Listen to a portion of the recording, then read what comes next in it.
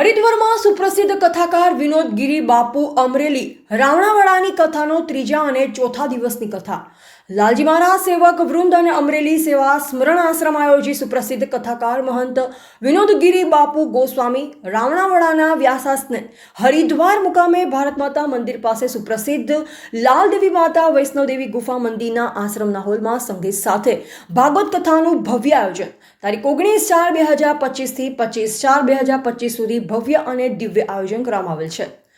કથાના મુખ્ય યજમાન ભરતભાઈ ઝડુ દરબાર અમરેલી છે। આજરોજ તારીખ 21/4/2025 સોમવારે કથાના ત્રીજા દિવસે ભાગવત કથા સવારે 9:30 વાગે શરૂ થયેલ। આજે શિવજી પાર્વતી અગસ્ત્ય ઋષિની કથા કહેલ, જેમાં સતીએ સીતાનું રૂપ ધારણ કરી પરીક્ષા લીધી તે પ્રસંગ અને ત્યારબાદ શિવજીએ સતીનો ત્યાગ કર્યો અને સતીએ દક્ષના યજ્ઞમાં દેહ ત્યાગ કરેલ તે સંપૂર્ણ કથા કહેલ, જે સ્થળ હરિદ્વારમાં કનખલામાં છે। પૂજ્ય બાપુએ જણાવેલ કે શિવજીએ સૂત્ર આપ્યું, ધારેલું થાય તો ઈશ્વરની કૃપા ને ધારેલું ન થાય તો ઈશ્વર ઈચ્છા।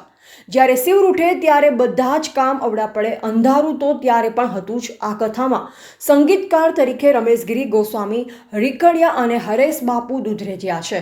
આ ભગવત કથાને સફળ બનાવવા શિવમગીરી તેમજ સેવક સમુદાયે ભારે જહેમત ઉઠાવેલ, જેમાં 200 જેટલા ભાઈઓ બહેનો માતાઓ તેમજ અમરેલી, ભાવનગર, અમદાવાદ, ગાંધીનગર, સાવરકુંડલા, રાજકોટ, સુરત વગેરે જગ્યાએથી હજારો કિલોમીટર અંતર કાપી ભાવિકો હરિદ્વાર કથાકાર પૂજ્ય વિનોદ ગિરી બાપુની વાણીનો લાભ લેવા માટે પધારેલ છે।